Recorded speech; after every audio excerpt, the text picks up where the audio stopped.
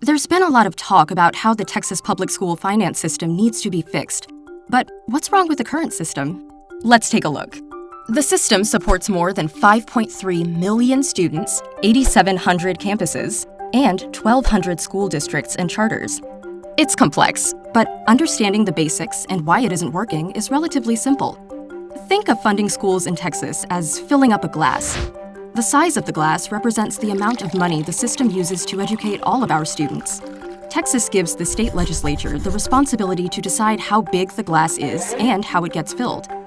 Funding education is a shared commitment between local property taxpayers and the state. When the modern Texas school funding system was created in 1993, state and local contributions were roughly even. This shared responsibility felt right and fair. As property values in Texas began rising after the 2008 financial crisis, however, the state share started to decline. In 2019, the state share is projected to be only 38%, and it will continue to decline to historic lows without significant change. This decline has saved the state billions of dollars over time, savings that could have been invested back into our public schools. So how does this affect Texas taxpayers? It means the state is relying more on local taxes to fund public schools. It also means when your property increases in value and your taxes rise, your public schools don't see additional benefit. Wait, that doesn't seem right, does it? Shouldn't money intended for schools stay in our schools?